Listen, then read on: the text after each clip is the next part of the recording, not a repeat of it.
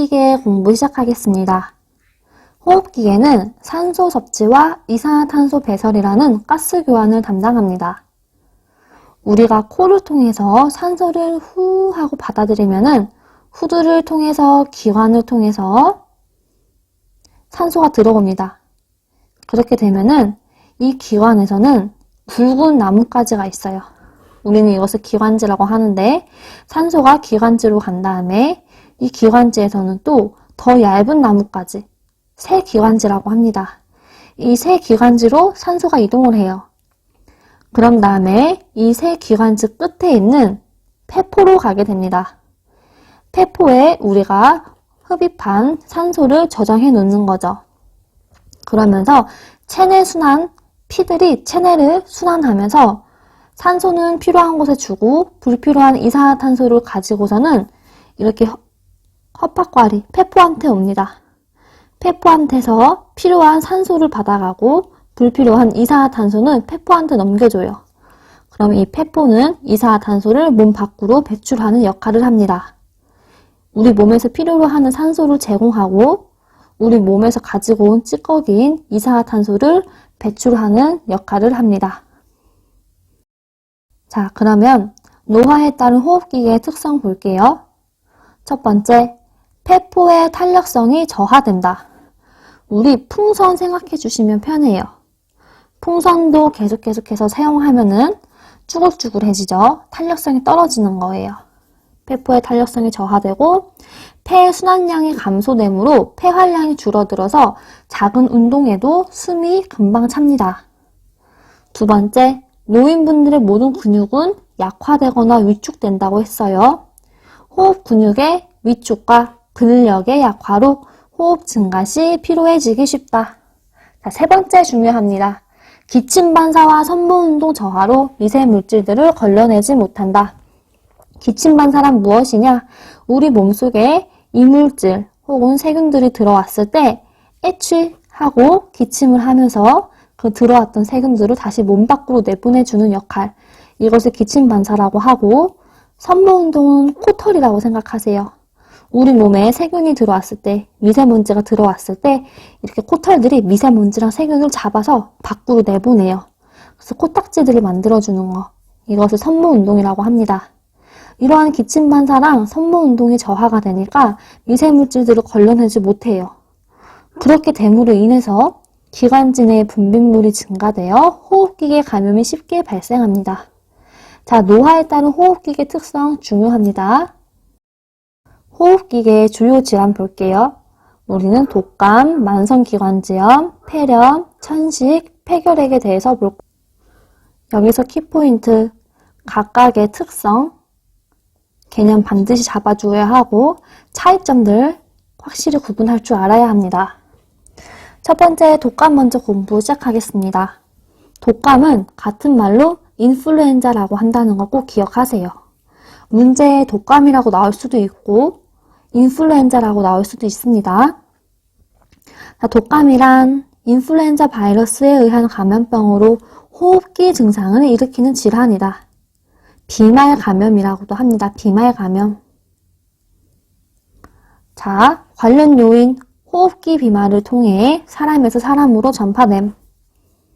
또한 비말 감염을 통해서 사람에서 사람으로 전파됩니다. 독감의 증상 보겠습니다. 갑작스러운 발열, 38도 이상의 발열을 얘기합니다. 그리고 목이 아파요.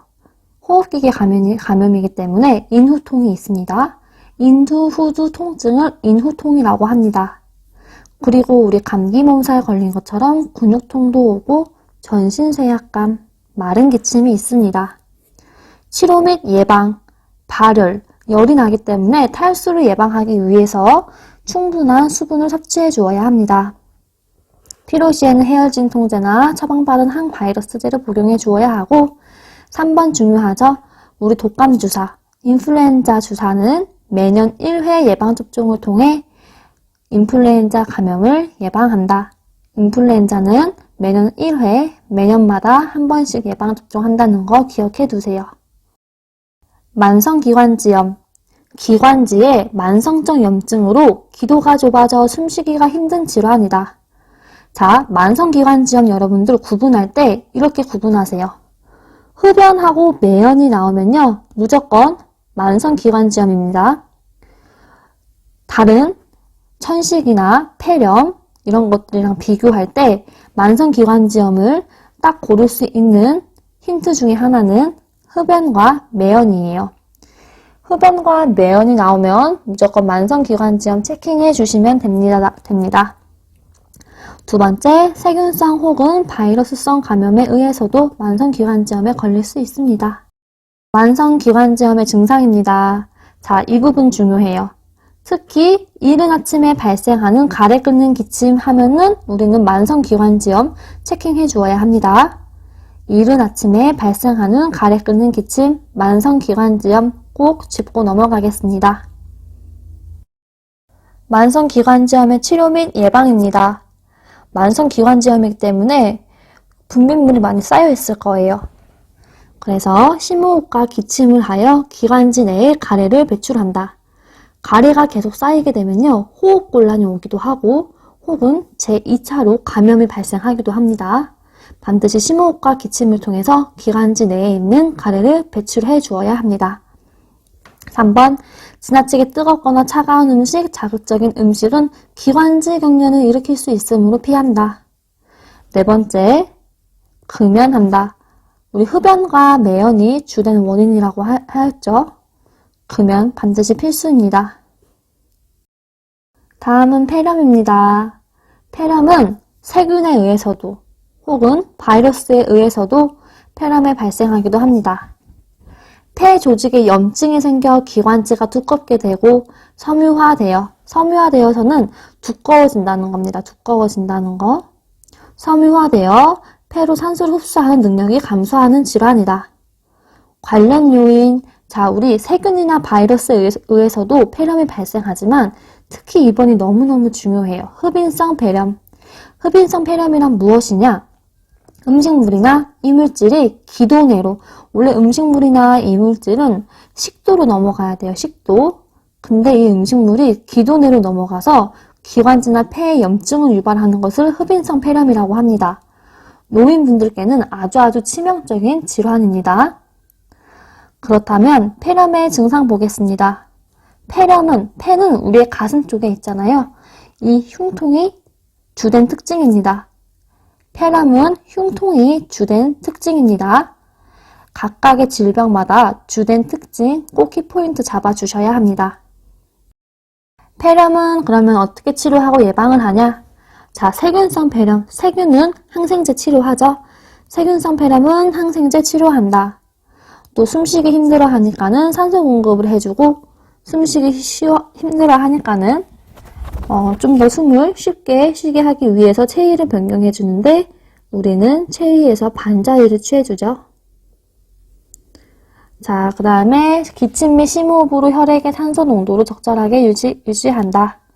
그리고 영양과 수분을 충분히 섭취하고 감염의 전파를 예방하고 5번 중요하죠. 또 예방접종 나왔어요. 환절기 이전에 폐렴구균 예방접종을 한다. 다음은 천식입니다. 기도의 만성염증성 질환으로 기관지벽의 부종과 기도가 협착, 기도가 붙어버리는 거예요.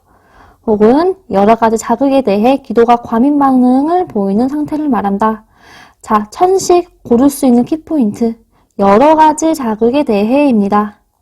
여러 가지 자극에 대해라고 나오면은 우리는 무조건 천식 찝어주셔야 해요. 왜 여러 가지 자극이냐? 천식은요, 정말 5만 가지 이유로 발생할 수 있거든요. 감기, 비염, 스트레스, 진먼지, 진드기, 꽃가루, 강아지나 고양이 털. 정말 여러 가지 자극이죠? 이런 여러 가지 자극에 대해서 기도가 과민 반응을 보이는 것을 우리는 천식이라고 합니다. 자, 그리고 4번도 외워주세요. 갑작스러운 온도나 습도의 차이. 자, 특히 차고 건조한 공기에 갑자기 노출되는 것. 차고 건조한 공기 기억하세요. 포인트입니다. 천식에서 포인트, 여러 가지 자극과 그리고 차고 건조한 공기예요. 차고, 치읓, 천식, 치읓 이렇게 기억할게요. 천식의 증상입니다. 자, 이것도 키포인트예요. 숨을 내쉴 때 쌕쌕거리는 호흡음. 이것도 천식의 키포인트입니다. 반드시 외워두세요. 그리고 알레르기성 비염이 있고 기도경련이 있습니다. 치료 및 예방. 운동을 할 때 30분 전에 기관지 확장제를 투여한다. 중요합니다. 운동을 하다 보면요, 더욱더 숨이 쉬기가 힘들어지기 때문에 30분 전에 기관지 확장제를 투여해 주는 것이 좋습니다. 그리고 2번, 여러 가지 자극이 원인이 되므로 이런 먼지, 곰팡이, 담배, 벽난로 혹은 고양이 털, 강아지 털을 제거해 줍니다. 그리고 갑작스러운 온도 변화도 피해 주어야 하고 4번도 알아둘게요. 침구류는 먼지나 진드기를 없애기 위해 뜨거운 물로 세탁한다. 우리 뜨거운 물로 세탁해야 하는 호흡기계 감염은 천식입니다. 천식. 천식은 뜨거운 물로 세탁해서 이불 속에 있는 곰팡이, 진드기 이런 것들을 다 없애주어야 합니다. 맨 밑에 있는 거 볼게요. 천식이 있는 대상자는 미세먼지, 황사 등이 심하면 바깥 활동을 줄이고 외출할 때에는 마스크를 착용해야 한다. 중요합니다. 다음은 폐결핵입니다. 결핵균. 결핵균이 폐에 들어가 염증을 일으키는 질환을 우리는 폐결핵이라고 부릅니다. 자, 관련 요인 결핵균의 호흡기 감염이에요. 비말 감염이죠. 자, 그리고 알코올 또는 약물 중독 때문에도 결핵균이 폐결핵에 걸릴 수 있고, 자, 3번 영양 부족 등으로 인한 면역력 저하. 면역력이 저하돼도 우리 결핵균 폐결핵에 걸릴 수 있습니다.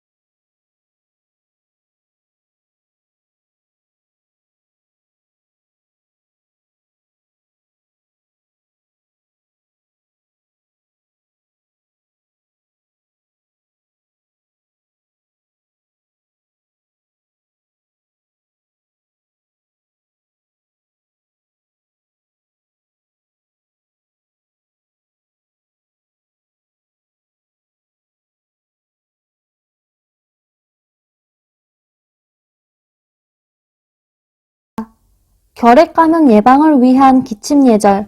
이번에 이거 시험 문제에 나올 것 같아요. 왜냐면은 코로나랑도 연결이 있을 것 같습니다. 기침하는 예절.